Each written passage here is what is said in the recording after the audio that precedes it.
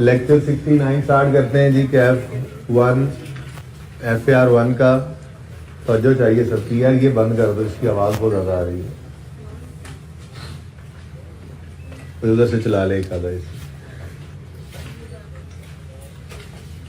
एक मिनट खामोश हो। अच्छा जी, अभी तक बंद नहीं हुआ ये? अच्छा, हो जाएगा सही। अच्छा जी, कल का लेक्चर जो है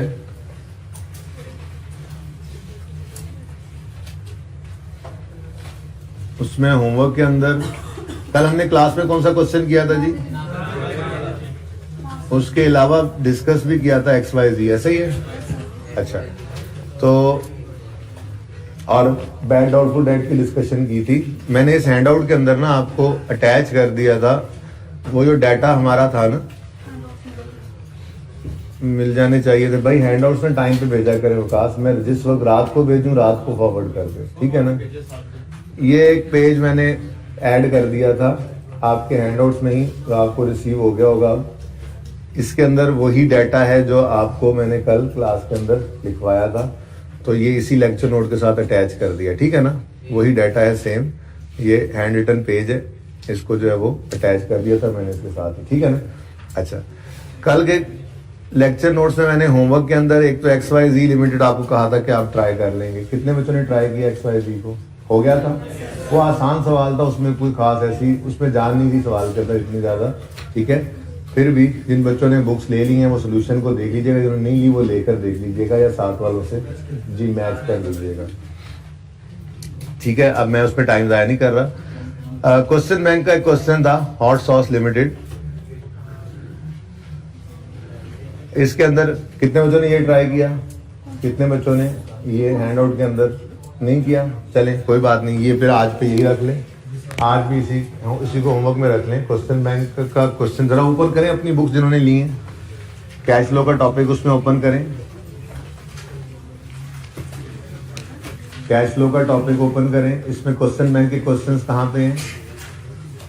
पास पेपर्स के बाद होंगे 596 पेज पे, 596 पेज पे आए। कौन सा क्वेश्चन है जी वहां पे? जी सबसे पहला नहीं, आगे बढ़े, दूसरा कौन सा है? पेज नंबर 600 पे आए। हॉट सॉस ढूंढे, कौन सा क्वेश्चन बैंक है? क्वेश्चन बैंक का नंबर 6 है, तो ये अब पेज शेज आप खुद देख लेना, ठीक है? ये मैंने वैसे तो कल के होमवर्क में डाला था, कर लेना चाहिए था आपको, लेकिन अब आज लाजमी कर लीजिएगा भाई साहब। हैंड आउट टाइम पे भेजा करें, बच्चे ऐसे ही ना फिर यहाँ पे बहाना बना लेते हैं, ठीक है ना? ओके चले, ठीक है। फिर अब ये तो रह गया, होमवर्क के अंदर मैंने एक नया सवाल भी लिख दिया है, और आज एक डिफरेंट तरीके से कैश फ्लो का सवाल करना सीखना है हमने। क्वेश्चन आपके सामने है, 7 नंबर का क्वेश्चन है, प्रिपेयर कैश फ्लो स्टेटमेंट कह रहा है जी वो, ठीक है? क्वेश्चन आपके सामने है, देख लें, यही क्वेश्चन है बस। ये क्वेश्चन नंबर 8 सबको नजर आ रहा है? कैमरा में भी नजर आ रहा होगा जी? ओके चलें, इस सवाल को पढ़ें। मैं तो कहता हूँ 2 मिनट पढ़ के इसको सोचें कैसे हो सकता है, ठीक है? ये पास पेपर 8 है, AB एंटरप्राइजेस, पेज 560 के ऊपर मौजूद है, बच्चे कह रहे हैं। और कैश फ्लो स्टेटमेंट उन्होंने बनाने का कह दिया, तो कोई बात नहीं। मैं यहाँ पे चमक तो नहीं आ रही आमिर भाई? AB एंटरप्राइजेस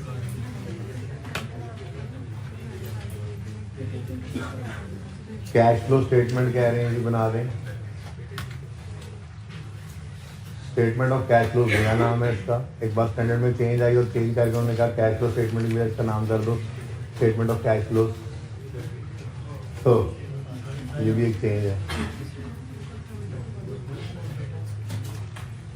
मैं फॉर्मेट बता रहा हूँ, आप छोड़ें, आप सवाल पढ़ें, आप देखें कैसे होना है सवाल। 2 मिनट आपको इसलिए दिए गए हैं। 30 जून 2013।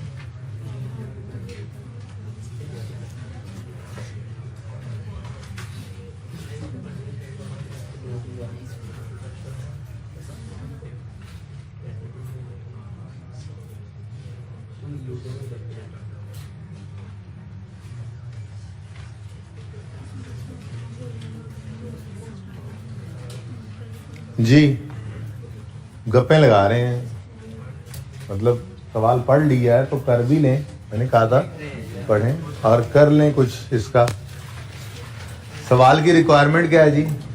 Prepare cash flow statement. चलें आप रहने दें, बस जो करना था आप लोगों ने कर लिया, बस छोड़ें आप फॉर्मेट, मैंने बना दिया फॉर्मेट। तो देख लें प्लीज, 7 नंबर का सवाल है, ऐसे भी सवाल आ सकता है, ठीक है? कैसे? A summary of revenue and expenses of AB Enterprises for the year ended 30 June 2013 is given below. Sales, cost of sales, GP, selling, general admin expenses, net income before tax, income tax और net income after tax आ रही। ऐसा क्या जी? तो 122 जो है वो profit after tax है और 212 जो है वो प्रॉफिट बिफोर टैक्स है। हमारा स्टार्टिंग पॉइंट क्या होता है जी?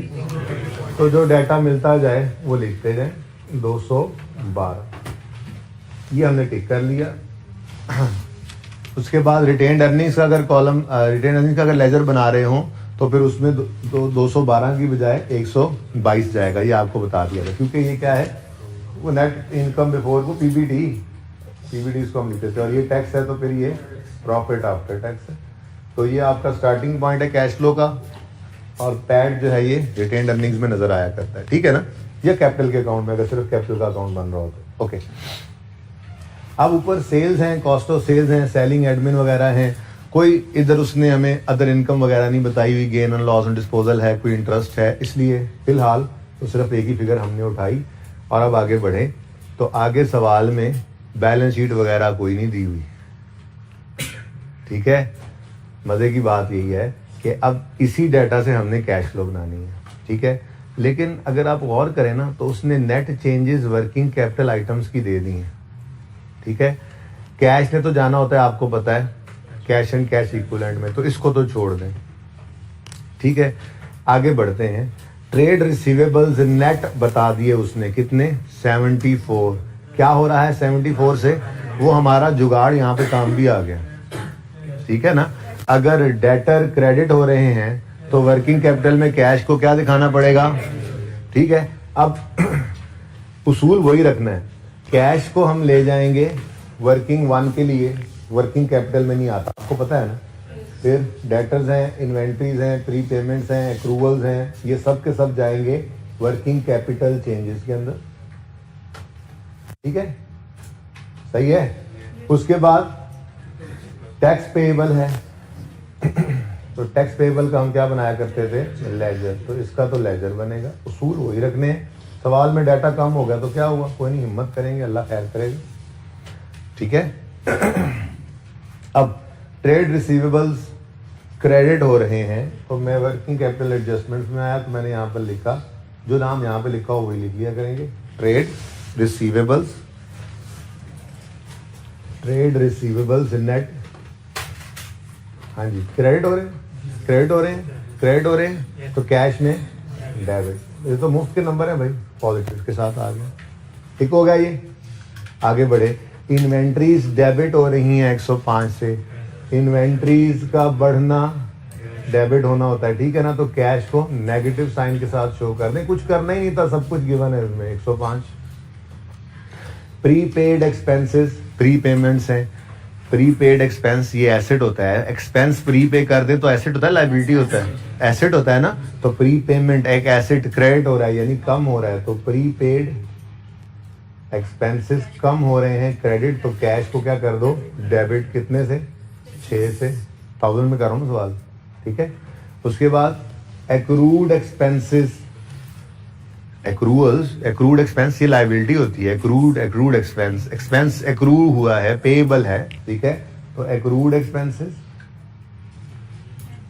बढ़ रहे हैं, कम हो रहे हैं, डेबिट हो रहे हैं, डेबिट बढ़ना होता है, कम होना होता है।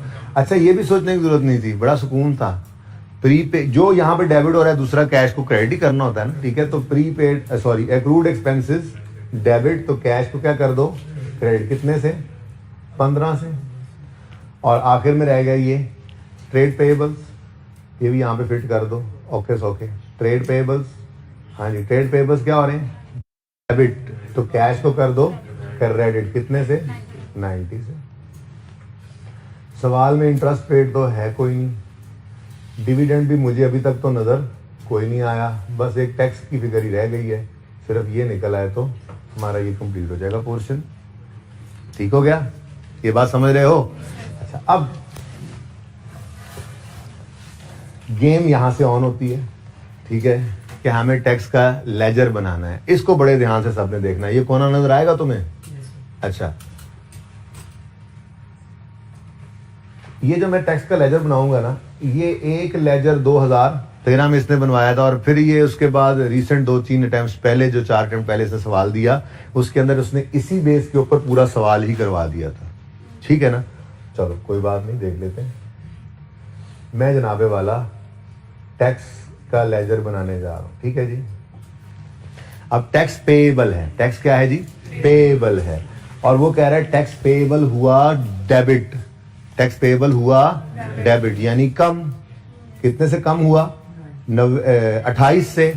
अब इधर देखो, एक होगा ओपनिंग पेएबल, एक होगा क्लोजिंग पेएबल।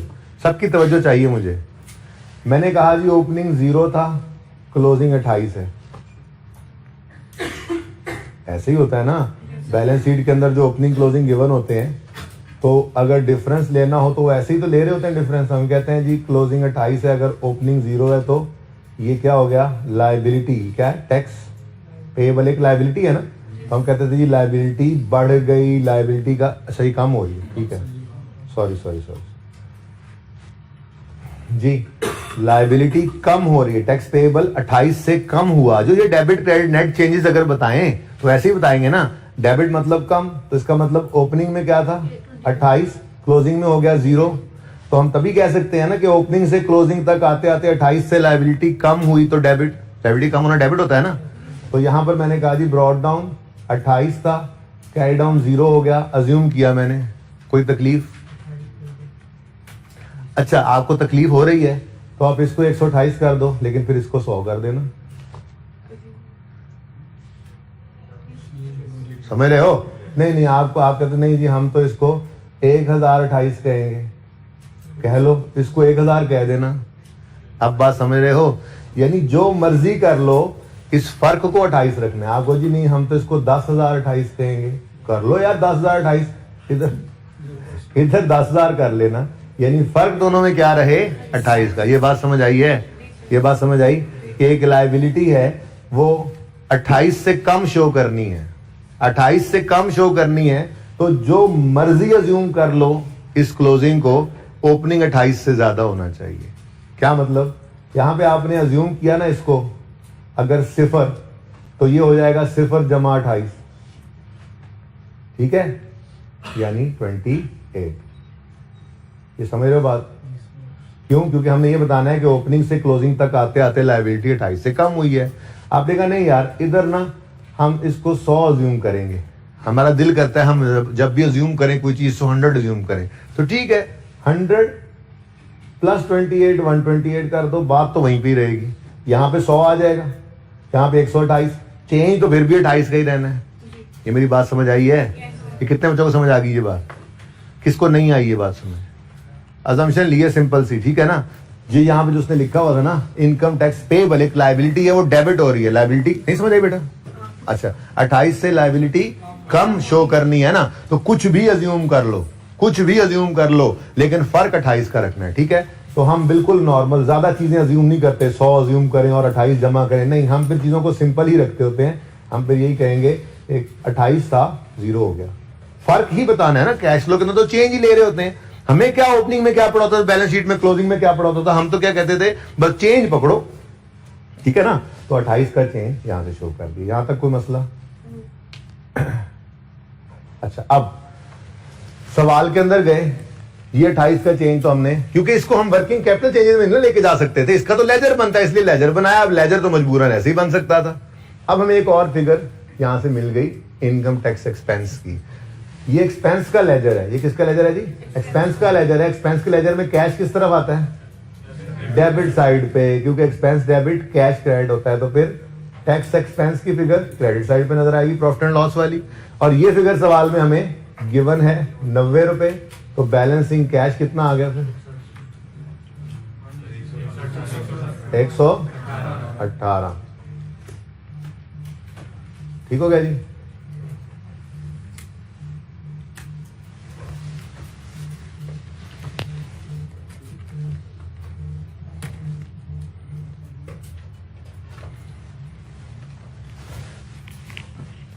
ये कैश क्या है, ये टैक्स पेड है, क्या है जी, टैक्स पेड कितना 118 नेगेटिव हो गया। और ये वर्किंग नंबर जो भी हो गया, आप इसको वर्किंग वन ही कह लें, चलो 1 कह लें, 2 है 2 कह लें। वो कैश एंड कैश इक्विवेलेंट की वर्किंग पता नहीं करते हैं, नहीं करते, ठीक है। तो बाद में चलो आपने वर्किंग 2 कह दिया, ये लिख दिया। और टैक्स एक्सपेंस को यहाँ ऐड बैक कर देंगे, क्यों, starting point profit after tax नहीं है कि टैक्स इसमें से माइनस हो चुका हो, बल्कि प्रॉफिट बिफोर टैक्स है, इसमें से टैक्स माइनस हुआ ही नहीं हुआ, इसलिए यहां पे ऐड बैक नहीं करते, ठीक हो गया जी। सवाल हो गया खत्म फिलहाल यहां तक। और नीचे कहता है depreciation for the year amounted to 68, less हो चुकी है डेप्शन प्रॉफिट की, इस फिगर तक आते आते तो ऐड कर दो डेप्रीसिएशन कितना 68, ठीक है जी। अब रह गया सिर्फ कैश, तो भाई कैश भी इसी तरह से ही है। वो कह रहा है जी कैश बढ़ गया है, कैश मैं यहां पे ना ऐसे करके वर्किंग नहीं करता, तो चलो आपने वर्किंग कहना तो इसको वर्किंग 1 कह लेना, ऐसे ही आप समझाने के लिए कह रहा हूं। तो वो क्या कह रहे हैं जी, कैश डेबिट हुआ है, एसेट बढ़ा है, 32 से बढ़ा है, तो वही वाली बात है जी, ओपनिंग 0 करके क्लोजिंग 32 कर लो। आपको नहीं हमने तो इसको 100 करना है तो इसको 132 कर दो, 1000 करना है तो 1032 कर दो, लाख करना है तो 1,32,000 कर दो। 32 का फर्क रखना है, क्योंकि वो बता रहा है चेंजेस की फॉर्म के अंदर डाटा में दिया हुआ है कि 32 से एसेट का ओपनिंग क्लोजिंग का डिफरेंस ही होता था ना, नेट चेंज, तो ओपनिंग से क्लोजिंग तक जाते हुए डेबिट बता रहा है, मतलब बड़ा है 32 से, तो जो मर्जी अज्यूम कर लो, ठीक है, 32 का फर्क रखना है आपने, ठीक है। तो मैं अगेन वही बात करूंगा कि हम तो ज्यादा चीजें अज्यूम करने की बजाय कम से कम अज्यूम करने की तरफ जाते हैं, ठीक है ना, कि पहले 100 अज्यूम करें और फिर 100 में 32 जमा करें। क्यों भाई, सिंपल रखो, 0 था 32 हो गया, फर्क तो 32 ही रखना है, ठीक है। तो ओपनिंग कैश कितना है, और कुछ है नहीं, कैश ओपनिंग कितना है 0, ठीक है जी, बस। अभी क्लोजिंग तो हम बैलेंसिंग निकाला करते हैं, ठीक है। अब सवाल के अंदर सब डाटा हमने उठा लिया हुआ है, ठीक है। ये डेप्रीसिएशन की भी 68 की हमने एडजस्टमेंट कर ली, ठीक है। अब जरा चलो कैलकुलेटर उठाओ, 212 में ये ऐड करो, चीजें लेस करो और आंसर बताओ। 32 ही आ गया, चलो ऐसा ही पता लग गया। अच्छा, उसके बाद कोई इन्वेस्टिंग एक्टिविटी सवाल में नहीं है, कोई फाइनेंसिंग एक्टिविटी नहीं है, ठीक है। तो यहां पर 0 और 0, तो ए बी सी का टोटल आ गया 32 पॉजिटिव, ठीक है। इसमें आपने 0 ऐड किया तो आंसर आ गया 32 ही पॉजिटिव, ठीक है। तो कैश फ्लो तुम्हारी सही बन गई है, लेकिन बताना ये मकसूद था कि भाई इससे परेशान नहीं होना कभी, कोई डाटा ही नहीं है पूरा, ये हो गया वो हो गया, जो हो सकता था वो कर दिया। ये फाइटर्स की निशानी होती है ना, फाइटर्स की, बैठे हो कुछ मुंह उठा के, यार बैलेंस शीट ही नहीं है, यार अब क्या होगा, इन्वेस्टिंग एक्टिविटी में कुछ आ ही नहीं रहा। यार तुम्हें क्या लगे, कुछ नहीं है, जो गिवन है उससे सवाल करो, अल्लाह खैर सलाह, जो डाटा अवेलेबल है उससे सवाल कर डालो, जो आपको पता लग रहा है वो कर दो। जो चीजें आ रही सीधे सीधे नंबर थे, ये 7 नंबर का सवाल था तो कुछ नहीं था, लेकिन मैंने फॉर्मेट फिर भी पूरा बना दिया आपके लिए, ठीक है जी, सही है। लेकिन ये जो आपने किया है ना, 28 से 0 पे आए या 0 से 32 पे गए, ये इस सवाल की सबसे इंपॉर्टेंट बात थी, वरना इस सवाल में कोई जान नहीं थी। ये सवाल तो हो ही जाना था। ये सवाल को नोट करना है तो कर लें, लेकिन आप एक ड्रम नाम का सवाल होगा उस पर जंप करें जी। ड्रम लिमिटेड, जूनियर अकाउंटेंट 14 ही है। जरा देखें, मेरे पास अब पुरानी बुक है इस वक्त।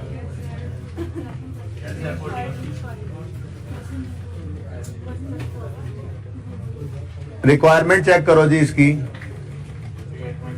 स्टेटमेंट ऑफ कैश फ्लो बना दो यूजिंग इनडायरेक्ट मेथड। यही मेथड तो हम कर रहे हैं, शुक्र है इनडायरेक्ट बोला उसने, वरना तो ये सवाल ही ना कर सकते। तो मैंने भी यही देखा है कि इनडायरेक्ट मेथड लिखा हुआ है, उसके बाद तो सवाल तो आपके साथ ही देखूंगा। ओके, ले भाई, ड्रम लिमिटेड का जूनियर अकाउंटेंट है, उसने कोई जूनियर अकाउंटेंट है ना, अब जूनियर तो जूनियर ही होता है, आपको पता है। उसने कुछ कारनामा हाय सर अंजाम दिए हैं। जूनियर अकाउंटेंट, ये नोट कर रहे हैं, चले 2 मिनट लें, 2 मिनट लें, कर लें इसको।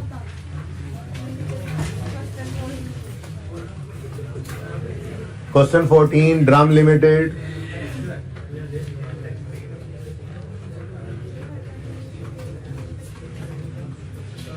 ये सवाल कैसा लगा?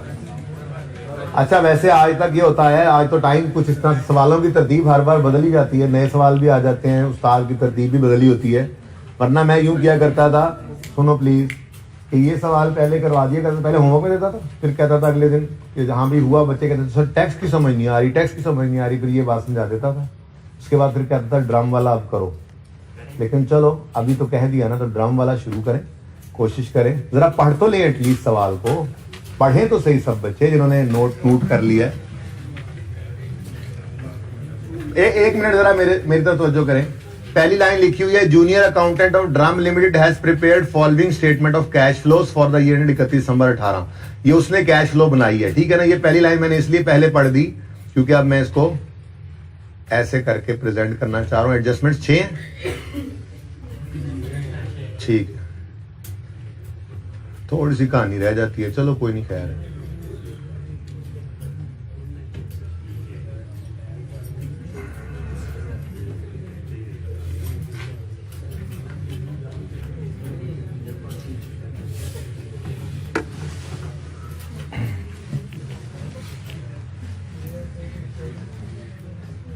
सवाल पढ़ें और तब तक मैं फॉर्मेट बना लूं। वो सवाल पढ़ने दें बच्चों को।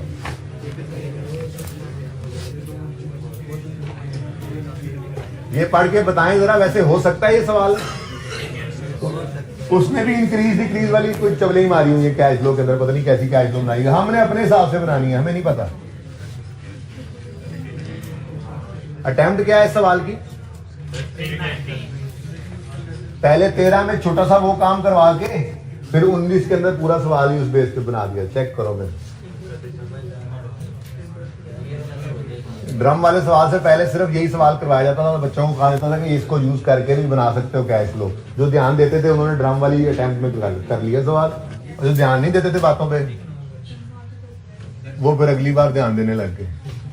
ईयर एंड क्या बता दो मुझे? 31 दिसंबर 18।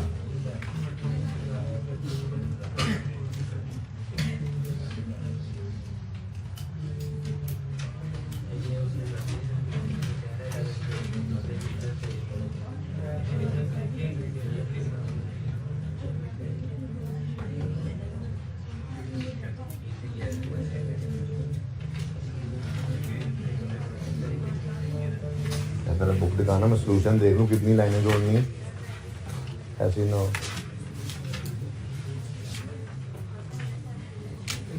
कैश नॉन कैश की एडजस्टमेंट्स कितनी है? 1 2 3 4 को आइटम्स हैं, चलो ठीक, बस।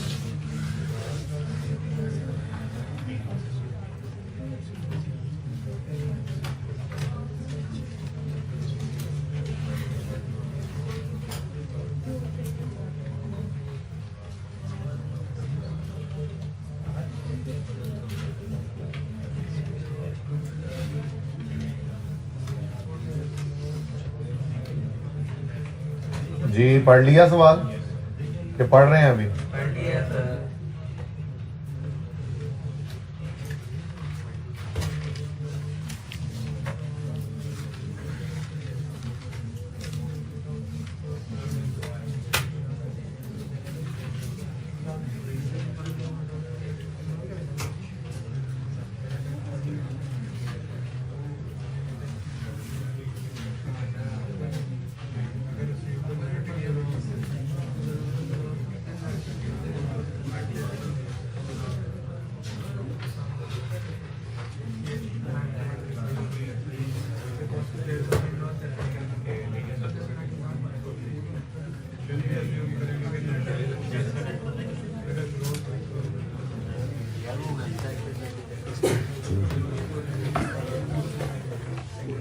शाबाश। फिर फॉर्मेट बनाएं, ले आए आमिर भाई इधर। अब आप लोग भी फॉर्मेट बनाएं जी सब। फिर पहले फॉर्मेट बनाएं और फॉर्मेट का टाइमर है 2 मिनट, 1.5 मिनट पे लाना है जिसको। शाबाश, जल्दी करें, नाम शाम सब कुछ लिख लें, सारा फॉर्मेट। इनडायरेक्ट मेथड लिखा हुआ है ना, हमारा ही फॉर्मेट, हमारा ही मेथड चल रहा है, तो फॉर्मेट बनाना आता है आपको।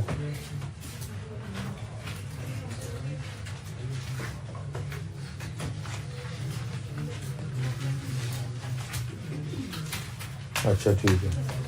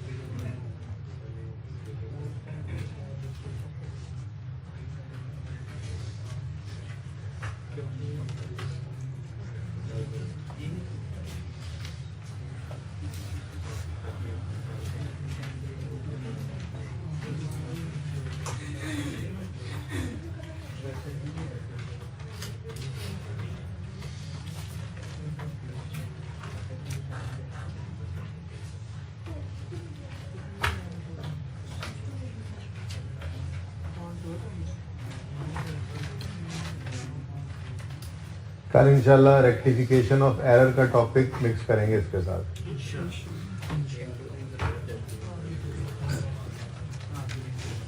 पता नहीं क्या है।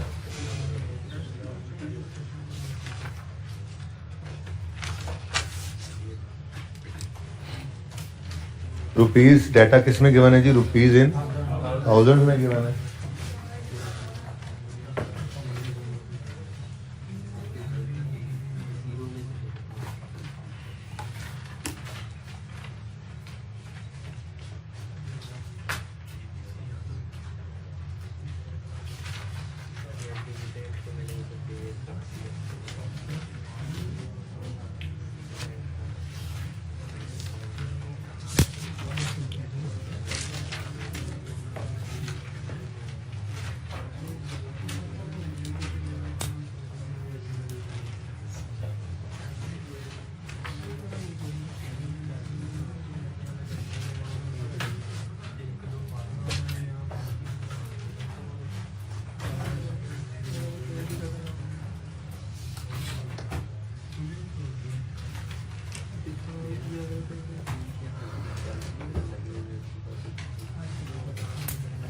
बन गया फॉर्मेट?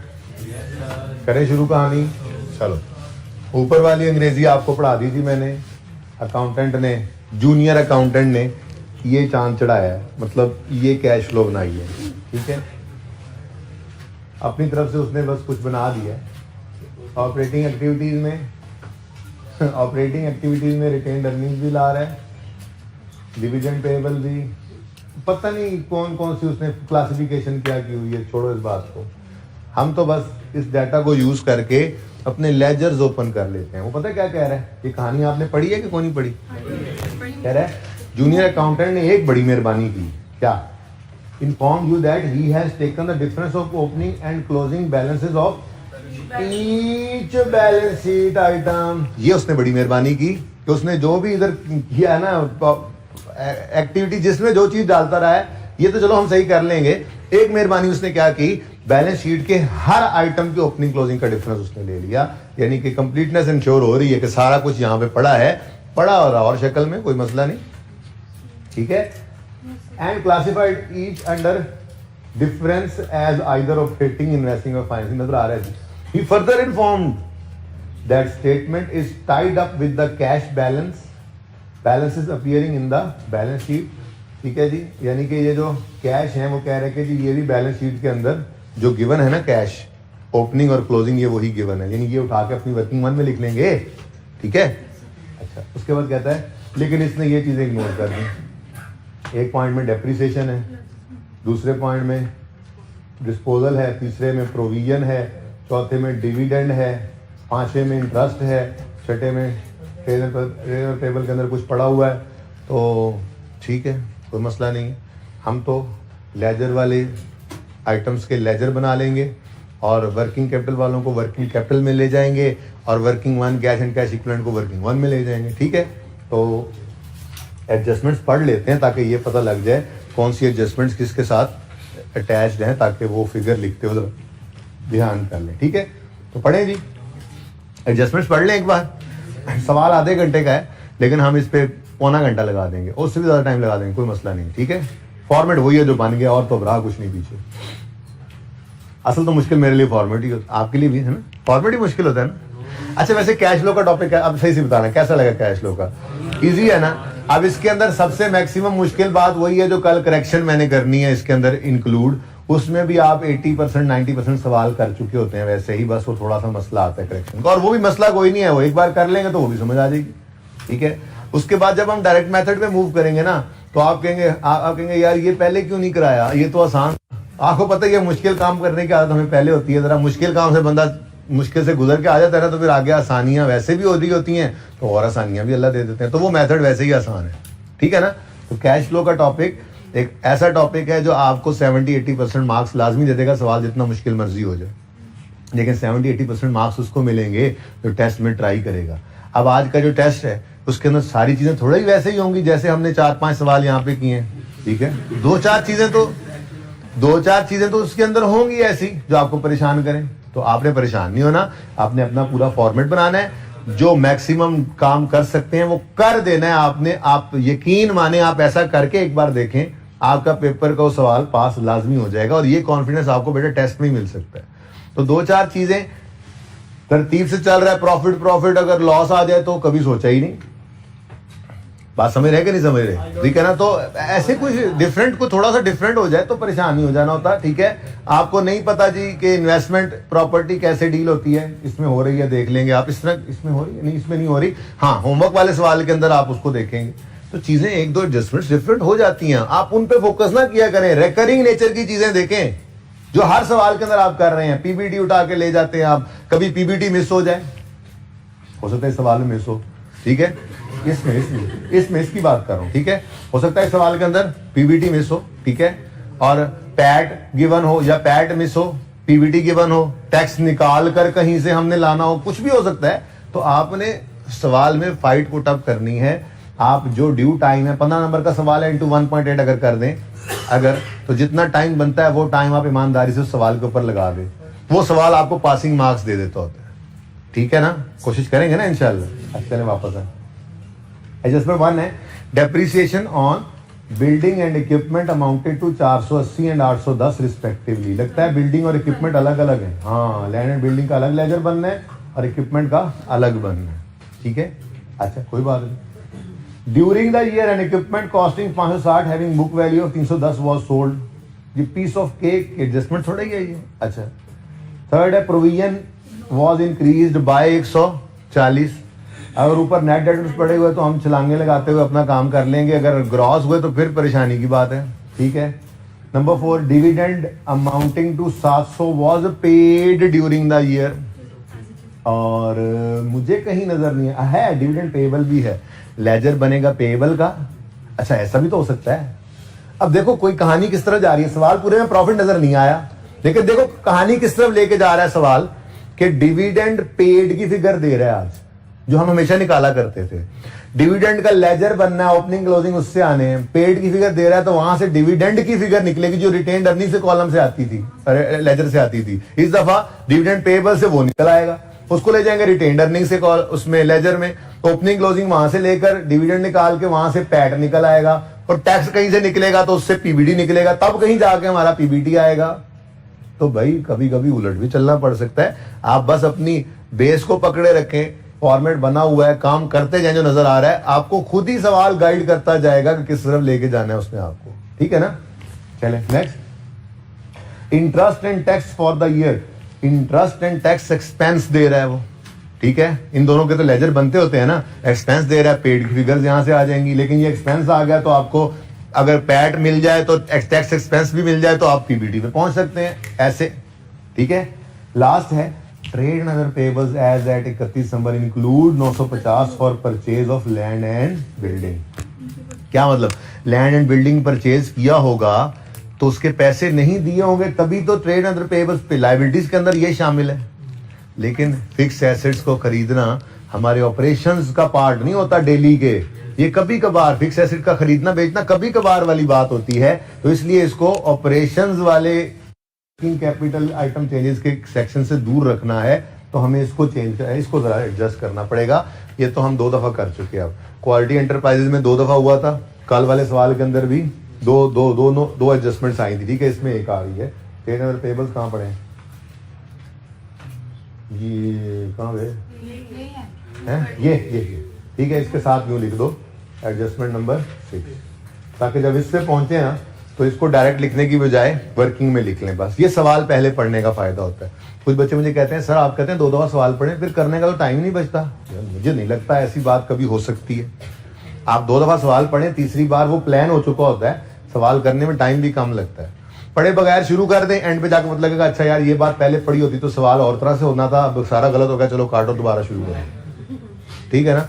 तो भाई 2 दफा कम से कम सवाल पढ़ना है, और इसमें कोई टाइम जाया नहीं होता, उल्टा आपका क्वेश्चन प्लान हो रहा होता है।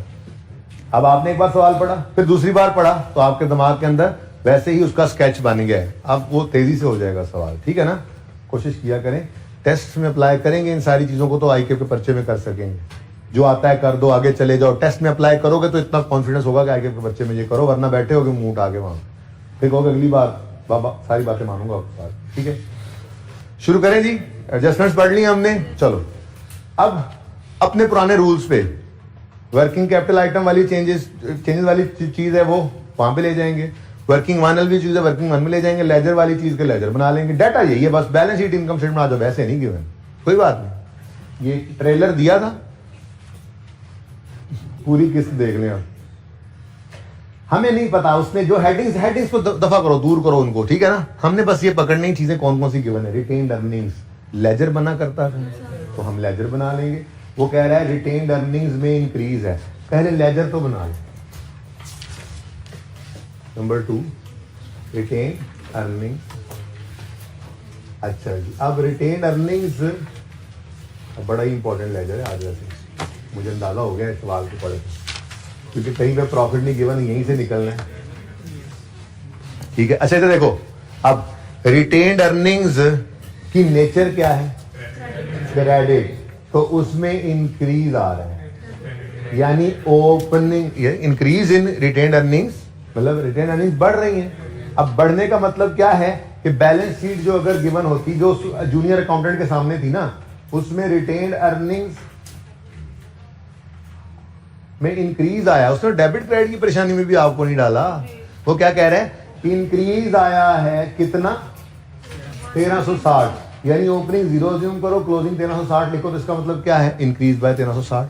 क्यों इधर 100 अज्यूम करें, 1000 अज्यूम करें और फिर उसको ऐड करें, 0 अज्यूम करो, ऐसे ही किया ना टैक्स का लेजर, ठीक है। तो भाई रिटेन अर्निंग से लेजर बन रहा है, ओपनिंग कितना है 0, क्लोजिंग 1300,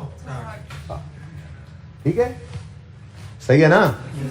हम तो डिफरेंस को ही लेना है, डिफरेंस यही निकलता है, तो आप जो मर्जी कर लें, 1000 लाख करोड़ लिख लें यहाँ पर, बस दरमियान में 1360 का डिफरेंस जरूर रखिएगा ओपनिंग क्लोजिंग में, यानी ओपनिंग कम हो क्लोजिंग से, तभी तो यूं कह सकता है वो कि इंक्रीज इन रिटेन अर्निंग। ये तो कह रहा है कि ओपनिंग क्लोजिंग बैलेंसेस का मैंने डिफरेंस ले लिया है।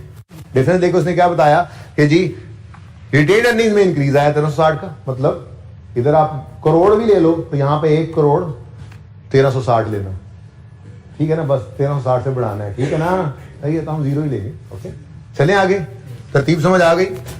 नेक्स्ट क्या है जी, डिविडेंड पेएबल लायबिलिटी है, डिविडेंड पेएबल, थर्ड लेजर बन गया जी डिविडेंड पेएबल का। ये कल परसों ज़बानी बताया था, इसको कल बताया था, ठीक है, यूज हो जाएगा आज, ठीक है। अब इसमें भी क्या आ रहा है, इंक्रीज, ओपनिंग से क्लोजिंग की तरफ जाते हुए डिविडेंड पेएबल में 200 का इंक्रीज है, तो ओपनिंग 0, क्लोजिंग 200। यहाँ पे बैलेंस शीट बनाने की जरूरत तो नहीं है ना, इस तरह से समझ आ रही है सबको? कोई कंफ्यूज है तो अभी बता दें, आगे बढ़े फिर। ट्रेड रिसीवेबल्स, और वो भी नेट हैं, तो इधर आओ। अच्छा कहो सॉरी भाई, आपको हम इस मेथड में फिर इग्नोर ही किया करेंगे, हम जान छुड़ाएंगे, मुसीबत में खुद को डालने की जरूरत नहीं है कि ग्रॉस करके पहले और फिर दो काम करें, कोई जरूरत नहीं है। नेट गिवन है, नेट से काम करो, ठीक है। तो ये एडजस्टमेंट तो उड़ गई, लेकिन ट्रेड रिसीवेबल में आना कहाँ होता है? लेजर में, वर्किंग वन में। अच्छा, वर्किंग कैपिटल आइटम में, तो फिर तो काम आसान हो गया, ठीक है जी। ये तो वैसे ही आसान काम है। डेटर्स बढ़ रहे हैं या कम हो रहे हैं? माइनस, कम हो रहे हैं, ठीक है। तो डेटर्स, ट्रेड रिसीवेबल्स ही लिखो, ट्रेड रिसीवेबल्स कम हो रहे हैं यानी क्रेडिट हो रहे हैं, तो दूसरा इम्पैक्ट कैश को कर दो डेबिट। कितने से? वो फिगर ही गिवन है, कोई कैलकुलेटर भी यूज करने की जरूरत नहीं पड़ रही। नेक्स्ट है जी इंटरेस्ट पेएबल। इंटरेस्ट एक्रूड मतलब इंटरेस्ट पेएबल, लेजर वाला आइटम है, बोलो। तो लेजर ओपन कर लो,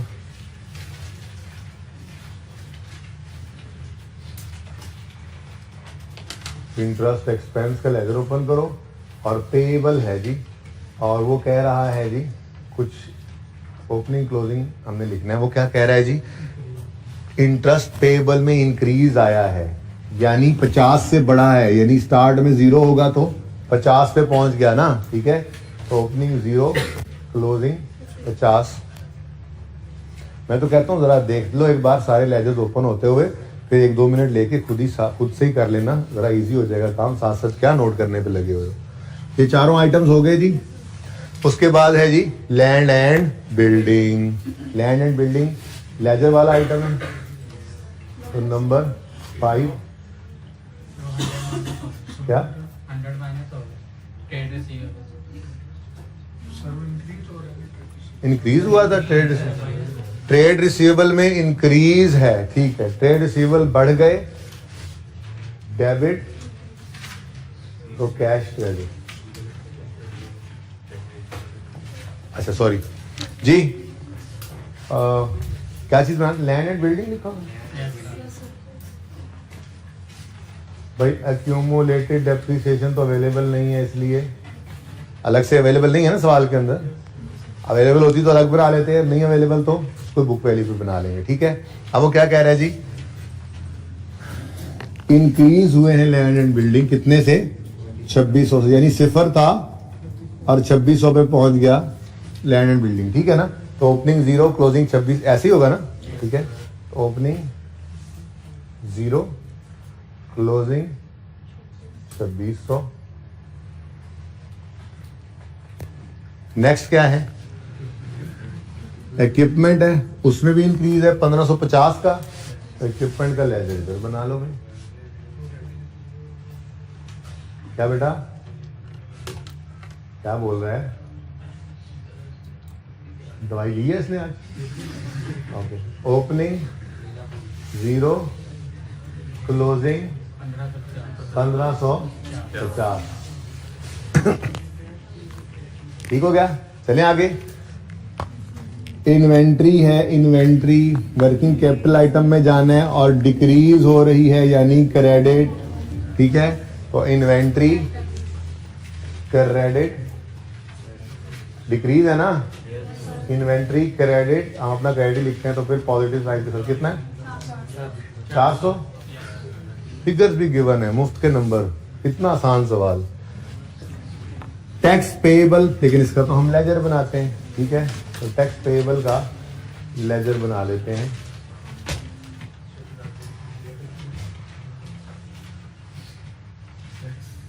एक्सपेंस लिख लिया करते हैं अपनी आसानी के लिए, और उसी में फिर पेएबल भी लिख लिया करते हैं, ठीक है ना।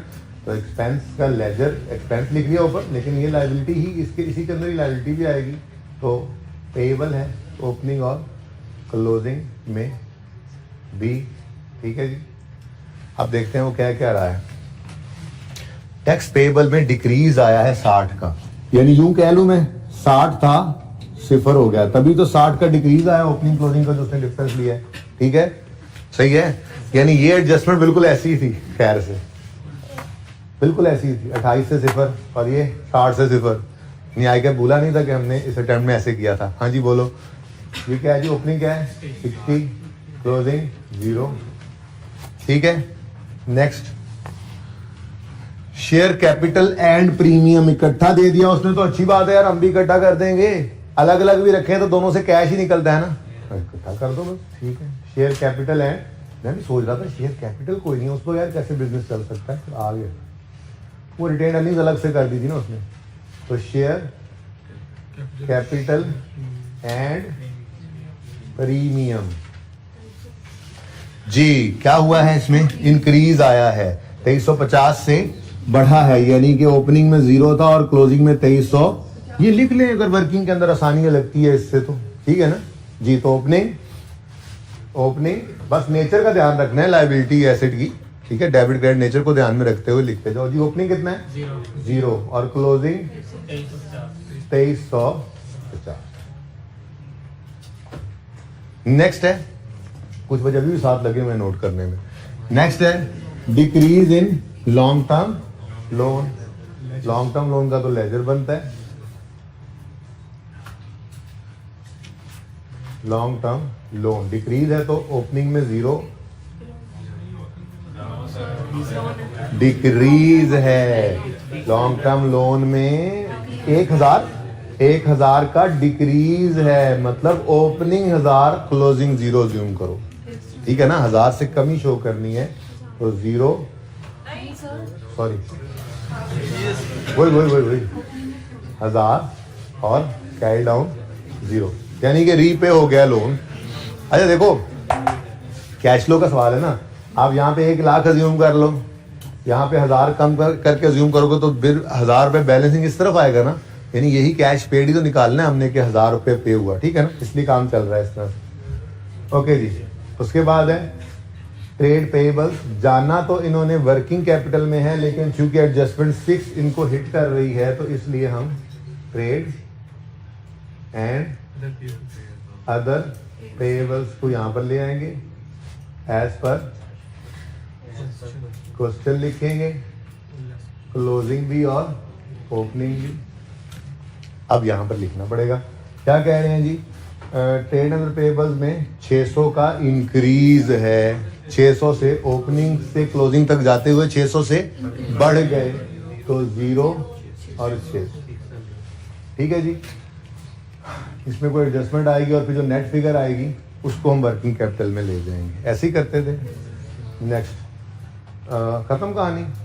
ये तो cash decrease in cash balance, ये तो उसने अपनी तरफ से डिक्रीज निकाला हुआ है। ये ओपनिंग कैश है और क्लोजिंग कैश है, तो ये हमारा कैश इन कैश इक्विवेलेंट है जी।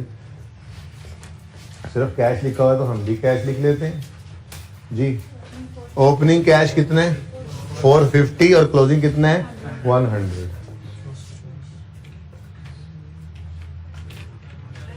उलट लिख जाऊं? अच्छा, ओपनिंग 450 और क्लोजिंग 100, ठीक है जी।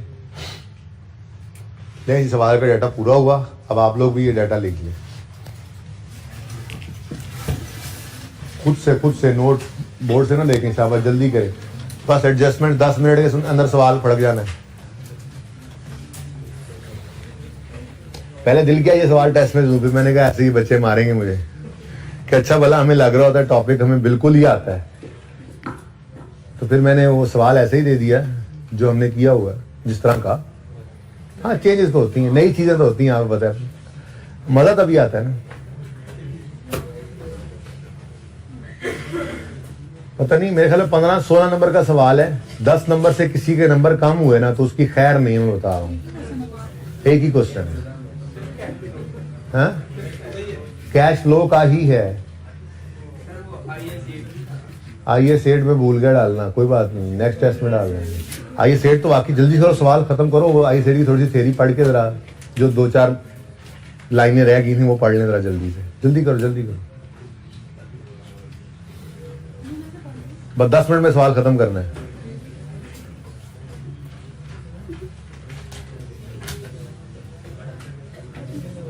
आपने सवाल के एडजस्टमेंट तो पढ़ लिए, उनमें जान कोई नहीं है, सिर्फ सवाल की किस्म इस किस्म की थी कि वो सवाल बन गया, वरना तो जान को नहीं सवाल में।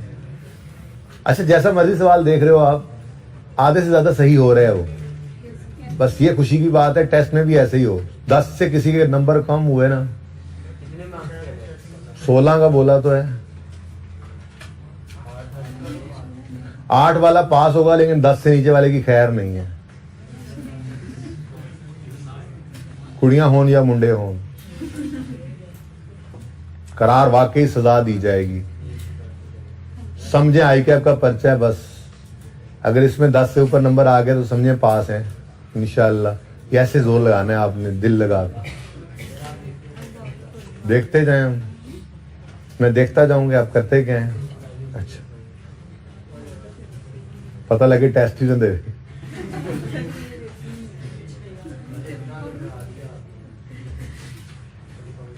डर के आगे जीत है। स्पोर्ट्स डे पे टीम बना रहा है कोई बच्चा क्रिकेट की? कौन कौन क्रिकेट खेल रहा है? मेरे पास भी नहीं है, पर मैं तो खेल रहा हूं। पहले मैं बच्चों के साथ मिला के टीम बनाने लगा, फिर कुछ टीचर्स ने कहा कि नहीं, हम उस्तादों की टीम बना रहे हैं। मैं कहा बच्चों को मार ही खानी है, चलो ठीक है, मैं भी नाल खा लांगा। तो अब हम अलग टीम बना रहे हैं। इधर ले आए भाई।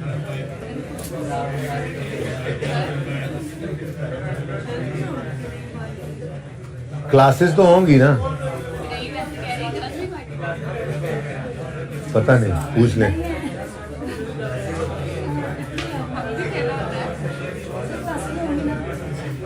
हाँ जी इंशाल्लाह रिकॉर्डिंग करूंगा। प्लीज बस कर दें, आप लोगों का टाइम नहीं था क्रिकेट खेलने का, जबान चलाने का है। इधर आ जाइए जी, ये कहानी मैंने बता दी थी। Adjustments please. Depreciation on building 480 है और डेप्शन ऑन इक्विपमेंट 810 है। डेप्रीसिएशन कितनी है जी? बिल्डिंग 480 और इक्विपमेंट की 810। अच्छा, अब एक बात आपको तकलीफ देगी। क्या हुआ? क्या कह रहा है? दवाई नहीं ली इसने आज, मुझे लग रहा है। कौन था है यार? देखो, मैंने तुम्हें कहा भी जीगर ध्यान रखा करो इन सारे पठानों का। ये दवाई सिवाई जिससे दवाई लेनी थी क्यों नहीं लेके आया वो? अजीबो गरीब। अब अच्छा सुने जी, सुने प्लीज। एक तकलीफ आपको हो सकती है अब, ठीक है? वो ये कि लैंड एंड बिल्डिंग के लेजर में डेप्रिसिएशन है। भाई बिल्डिंग भी तो पड़ी है ना। अब लैंड डेप्रिशिएट नहीं हुआ, कौन सा डेप्रिसिएशन आपने निकाली है कि आपको कह रहे हो कि जी मैंने इस फिगर के ऊपर डेप्रिसिएशन लैंड की भी कैलकुलेट कर ली होगी? तो बस डेप्रिसिएशन उसने निकाल कर दे दी है, उसने बिल्डिंग पर ही की होगी कैलकुलेट। टेंशन ना लें आप, सवाल कोई गड़बड़ ना कहे तो खुद से गड़बड़ की तरफ नहीं चल पड़ते। अब लेजर है जो लैंड एंड बिल्डिंग का इकट्ठा, तो ठीक है इकट्ठा कर दो। डेप्रिसिएशन इसमें बिल्डिंग की है, उसने क्लियरली लिखा था डेप्रिसिएशन बिल्डिंग की, तो इसी लेजर के अंदर आएगी, मसला नहीं है। लेकिन एक काम कर लें, मुफ्त के नंबर माफी नहीं मिलेगी। जिसने मुफ्त के नंबर भी टेस्ट के अंदर छोड़े, मुफ्त के नंबर तो ले ही लें। डेप्रिसिएशन कैलकुलेट हो गई, कैलकुलेटेड है, लिख ली, इसको यहां पे भी लिख लें।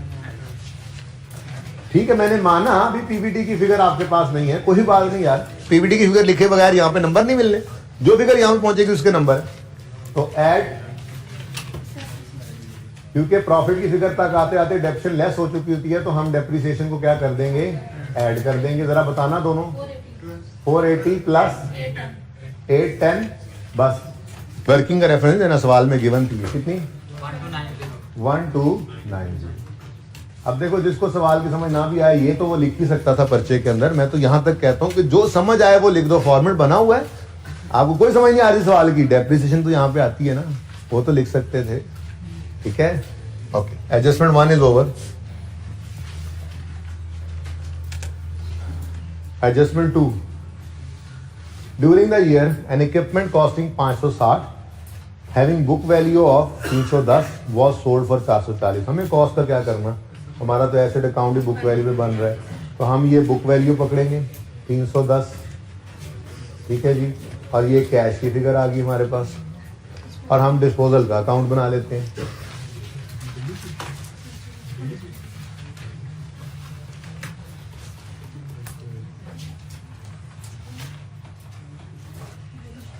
डिस्पोजल है इक्विपमेंट का।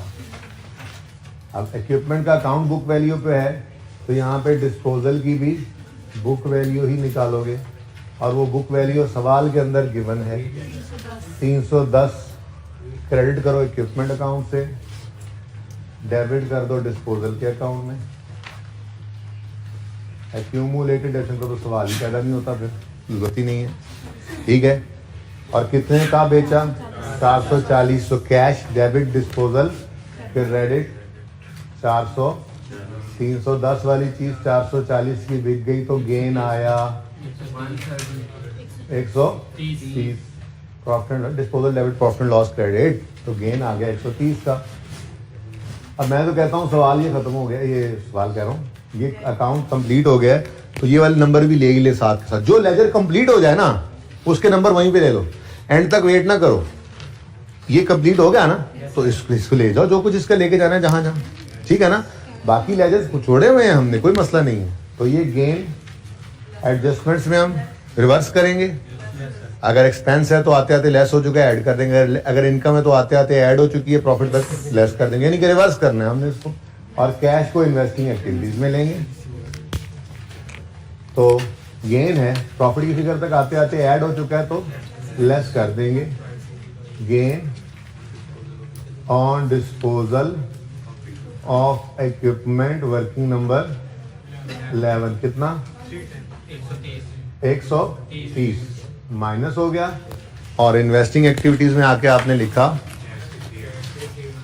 सेल प्रोसीड फ्रॉम, हाँ चलो एक ही बात है, cell proceed from disposal of equipment. ये सवाल में गिवन था 440 इनफ्लो,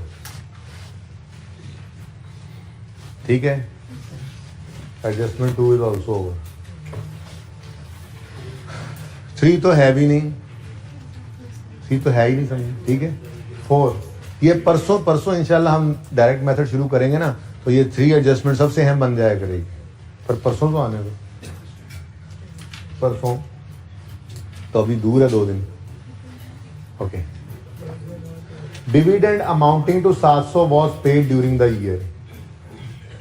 डिविडेंड पेबल का लेजर है, कैश ने इस तरफ आना होता है, आपको पता है, क्योंकि कैश की एंट्री होती है dividend payable debit cash credit, और ये डिविडेंड जो रिटेन्ड अर्निंग में से आता है उसकी एंट्री होती है retained earnings debit dividend payable credit, ऐसा ही है ना।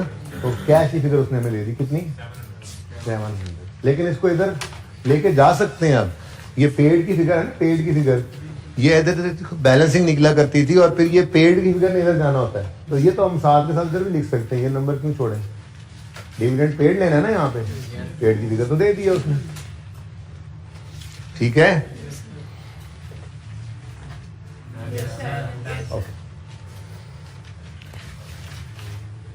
Adjustment 5, interest and tax expense for the year amounted to 378 and 650 respectively. ये क्या है जी? इंटरेस्ट एक्सपेंस, और ये क्या है? Tax expense. दोनों के लेजर बने हुए हैं, जाके इनको लिख दें। एक्सपेंस का लेजर है, इस तरफ तो कैश आता है, एक्सपेंस डेबिट कैश क्रेडिट, तो टैक्स एक्सपेंस ने इधर आना है। एक्सपेंस का लेजर है तो कैश डेबिट साइड पे आएगा, एक्सपेंस डेबिट कैश क्रेडिट, तो फिर इंटरेस्ट एक्सपेंस इधर आना है, ठीक है। हाँ भाई, इंटरेस्ट एक्सपेंस 378 है, टैक्स एक्सपेंस 650 है। कितना आसान सवाल, कितना जी? 378 और यहाँ पे 650। एडजस्टमेंट पूरी हो रही हैं अभी तक। लास्ट एडजस्टमेंट है जी, trade and other payables as at 31 December 18, closing की बात हो रही है। 18 पे खड़े हैं ना हम, ठीक है। Includes 950 for purchase of land and building. अब क्या हो सकता है, अब क्या हो सकता है, मैं क्या कर सकता हूँ, मैं अब क्या कर सकता हूँ? Less payable for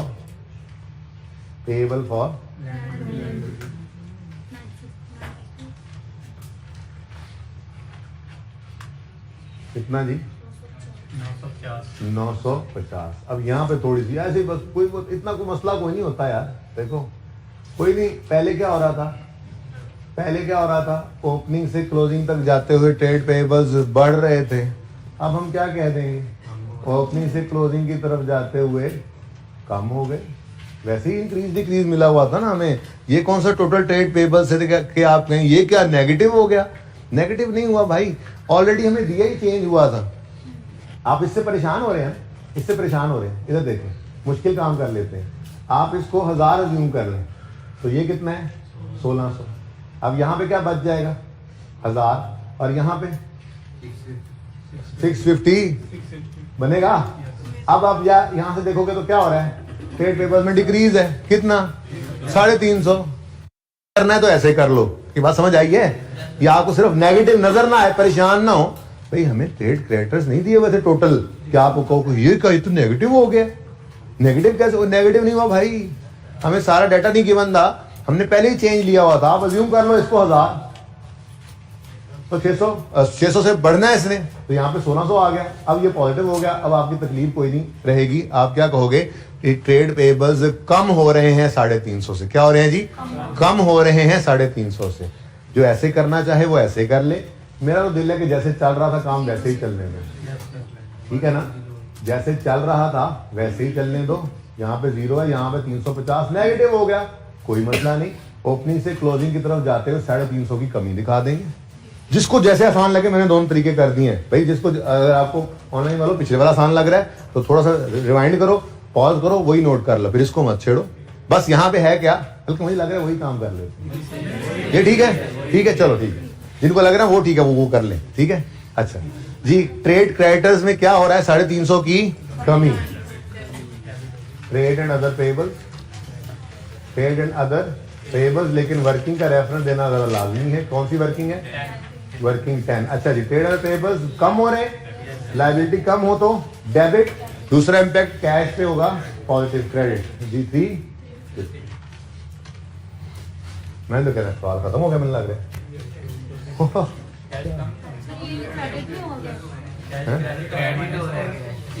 liability debit, हाँ कैश क्रेडिट होना है। अच्छा जिस बात की वजह से सवाल खत्म हो गया। अच्छा, ऐसी कोई गलती छोटी सी हो जाती है पर्चे में और कैश फ्लो टैली नहीं होती, तो इसलिए कहता हूँ बार बार टैली करने नहीं बैठना पर्चे में। ऐसी गलती जैसे मुझसे हुई गलती, हालांकि मैं पढ़ा रहा हूँ आपको, आपने मुझे उस्ताद बनाया हुआ है, लेकिन मुझसे भी गलती हो गई ना। अब पर्चे के अंदर आपको 3 घंटे में बहुत सारे प्रेशर्स में ऐसी कोई छोटी मोटी गलती हो जाती है। अब कैश फ्लो टैली नहीं होगी। अब अगर आप उसको ढूंढने बैठो तो मैं तो कहूंगा 1-2 मिनट में कोई टोटल देख लो, नहीं मिल रहा तो छोड़ो और आगे चलो। वो 1 नंबर की गलती है, लेकिन सही करने ढूंढने बैठे ना तो फिर समझो 10 से 12 मिनट लगा दोगे, 15 मिनट भी लग जाते हैं। अब अगले सवाल के आसान 10-12 नंबर उस 10-15 मिनट में मिल जाया करते हैं। यहां से वो 1 नंबर छोड़ो यार, जो मिलने थे नंबर मिल गए। ऐसी छोटी मोटी गलती को ऐसे भी बैलेंस टैली नहीं हो रहा होता। टैली ना हो, सिर्फ एक टोटल को एक दफा देख लो, 1-2 मिनट में कुछ समझ आती, कोई चीज मिस तो नहीं हुई, नहीं नजर आ रहा, ठीक है यार जो नंबर मिलने थे इसमें से मिल गए। अब मैं बैठ के इसको सही कर भी लूं तो 1-1.5 नंबर बढ़ जाएगा। वो 10-12 मिनट आगे लगाता हूँ, अगले सवाल में से 10-12 नंबर मिल जाने। हर सवाल के आसान नंबर मौजूद होते हैं जो थोड़े टाइम में ज्यादा मिल जाते हैं, ठीक है ना? और सही है।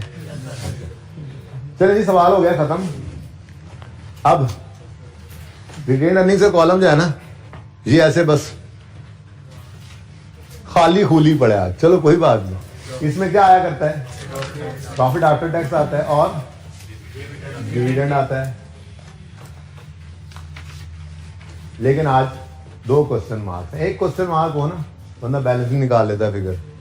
चलो अल्लाह मालिक। यहाँ पे बैलेंसिंग फिगर इस तरफ आ रही है 900। अब फिर ये क्या होगा? डिविडेंड टेबल में इजाफा, क्रेडिट क्या होता है? डिविडेंड मजीद आने से इजाफा होता है ना। तो ये आ गया हमारे पास बैलेंसिंग फिगर। अब एक उम्मीद की किरण जागी, हमने कहा जी ये 900 है, ये जो डिविडेंड इस दफा रिटेन अर्निंग से निकला होगा। यहाँ पे हमने फौरन आकर लिखा स्टेप 2 में 900 यहाँ पर लिखा, पहले यहाँ से निकला ये बैलेंसिंग फिगर। फिर हमने कहा जी ये वर्किंग नंबर 3 से हमें मिला है 900। अब सवाल तो खत्म हो चुका है और कोई बोनस इशू की बात नहीं कर रहा, कोई ट्रांसफर की बात नहीं कर रहा, कोई सरप्लस की बात भी नहीं कर रहा। तो बस यही चीजें हैं, नॉर्मल चार्ज होती हैं, ठीक है। अब बैलेंसिंग फिगर यहाँ से निकल आएगी 2260। लो जी 2260 जाके यहाँ पे लिख देंगे। ये तो प्रॉफिट आफ्टर टैक्स है, हमें प्रॉफिट बिफोर टैक्स चाहिए वहां के लिए। चलो सब्र करो, कुछ तो मिल गया बाहर, टैक्स तो मिल गया, चलो ठीक है। अब आगे बढ़ते हैं। मैं मार्कर जरा बदल के आता हूं। क्या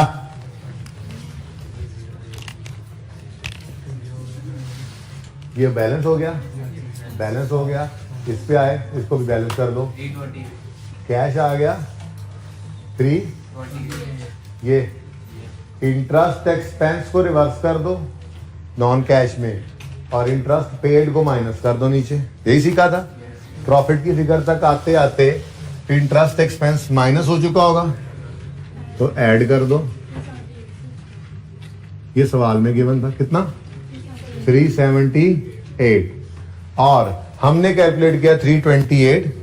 ये 328 यहां पे माइनस कर दो वर्किंग नंबर 4। सामने नहीं आ रहा, बाल समझ तो रहे हो ना? ओके, समझदार तो आप लोग बड़े हो, पर मैनू ये तसल्ली नहीं होनी। ठीक हो गया? Next, land and building, ledger complete, data complete, सवाल कंप्लीट। तो फिर बैलेंस फिगर किस तरफ आ रही है? तो एडिशन हुआ है 3080, एडिशन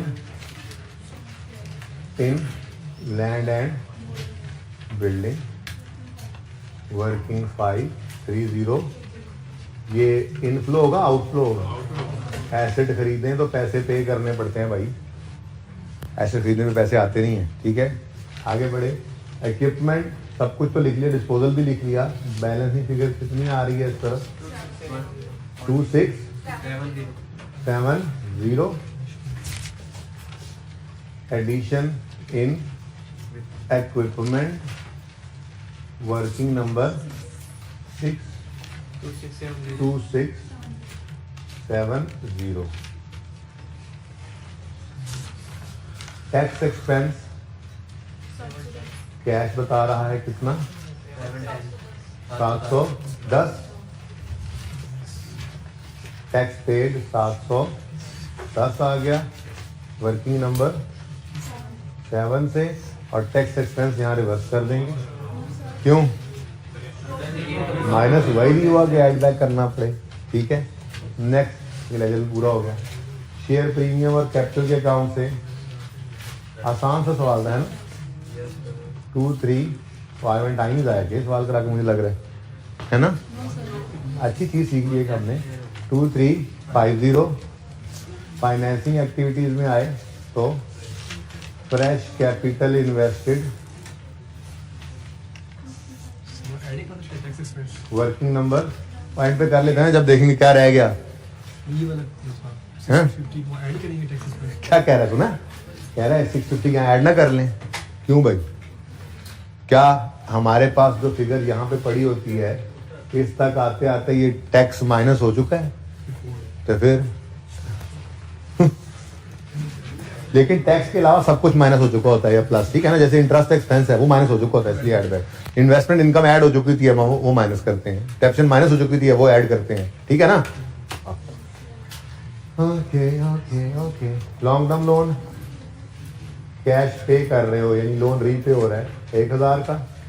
इतना आसान है, कैलकुलेटर की भी जरूरत नहीं है। सुभान अल्लाह।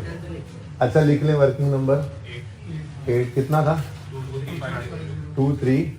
ये इनफ्लो है पॉजिटिव, और लोन रीपेड वर्किंग नंबर 9 में 1000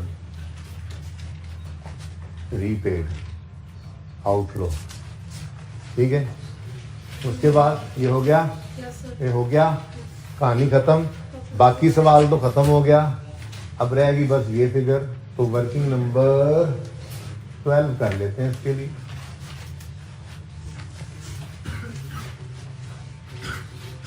मेरे पास गिवन कोई नहीं है पीबीटी, पर खैर से मुझे टैक्स एक्सपेंस भी गिवन है सवाल में, और प्रॉफिट आफ्टर टैक्स मैं वैसे निकाल चुका हूं सवाल के अंदर। प्रॉफिट आफ्टर टैक्स मेरी वर्किंग नंबर 2 से मुझे मिल गया है कितना?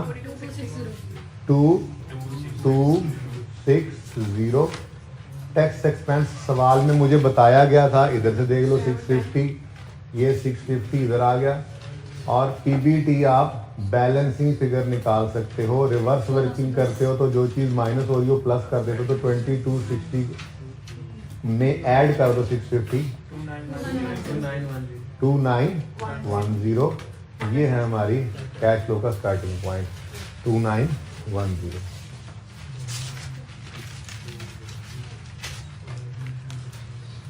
ठीक हो गया जी? चलो भाई टोटल करो अब जल्दी से, जल्दी करो जरा। आइए सेट को भी चखना है थोड़ा सा। टोटल करो, मुझे नहीं पता, टोटल करो। 2 positive, 2660 positive, 53 negative, Yes, sir. Negative, 1350 positive, ये 2660, ये -5310 प्लस 1350, 1300 ओपनिंग कैश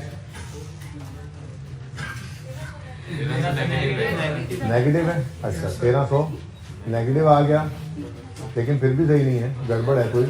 चेक कर लें, टोटल चेक करें, टोटल यही आ रहा है।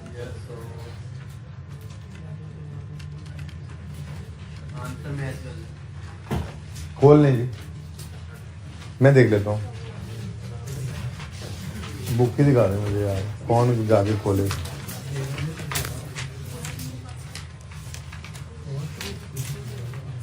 दे दो पाए ना। हाँ 1350 आ रहे हैं, ये तो सही।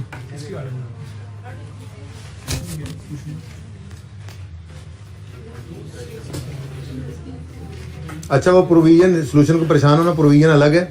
प्रोविजन में इंक्रीज 140 पॉजिटिव आ रहा है और नीचे 240 नेगेटिव आ रहा है, तो हमने वो नेट कर दिया था।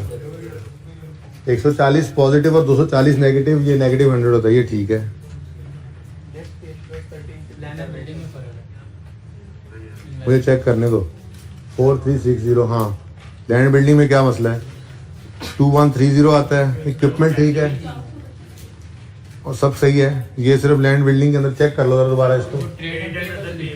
ओह आई स्किप्ड भाई, मिस हो गई ये बात।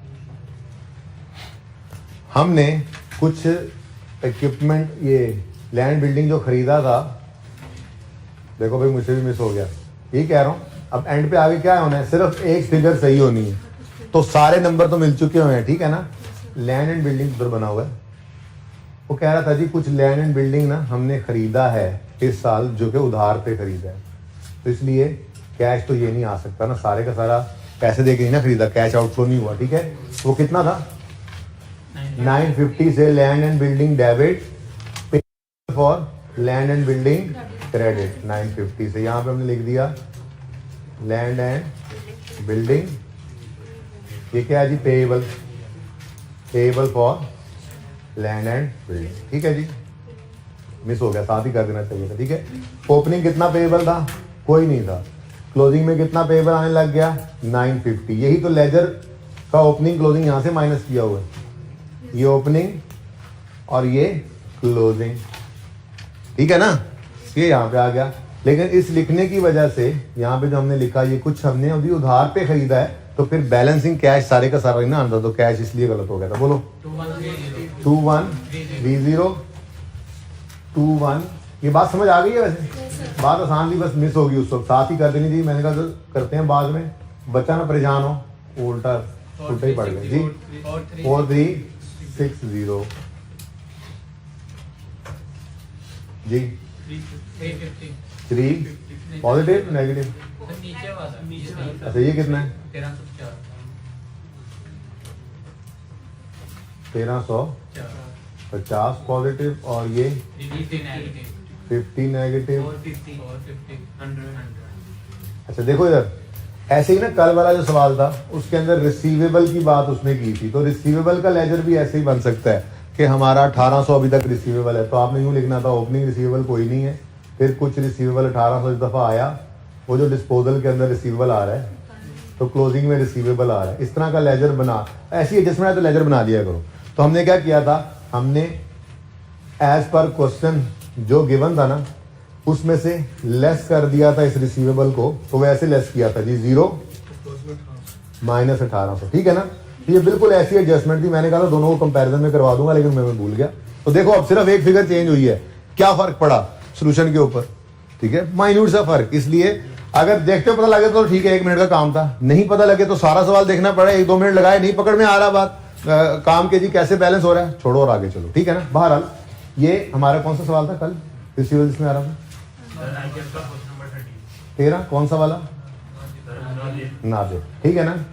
इसके अंदर लेजर बना देना चाहिए था, कल मैंने जाते हुए शायद कहा था कि लेजर बना के समझा दूंगा, ठीक है ना, ऐसे लेजर बनना था। बिल्कुल इसी तरह से यहाँ पे वो कह रहे कुछ उधार पे लैंड बिल्डिंग खरीदा था, तो land building debit, payable for land building credit, opening कुछ था नहीं, क्लोजिंग में आ गया, ठीक है।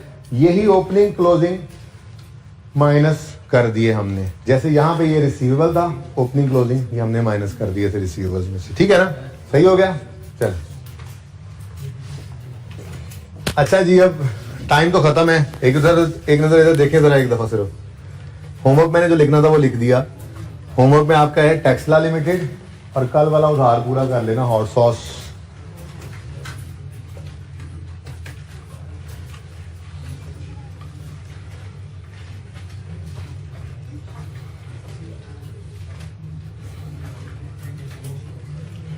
भाई ये चेंज इन एस्टीमेट को पढ़ के आना है प्लीज, एक बार ये सारा पढ़ लेना है। अब कल जो है वो हो सकता है मैं फुल फ्लैज रेक्टिफिकेशन वाला सवाल ना करवाऊं, एक छोटा रेक्टिफिकेशन का सवाल करा के आपका ज़हन बना लूं और IAS 8 की तरफ चला जाऊं जो MCQs रहते हैं। बहरहाल जो चीज़ रहती है वो तो अच्छी बात है, आप रोज ही टेंशन में रहते हैं, उसको देख रहे होते हैं, पढ़ रहे होते हैं, तो थ्योरी सारी पढ़ के एक बार ट्राई करना है आपने सारे MCQs को भी IAS 8 के, ठीक है।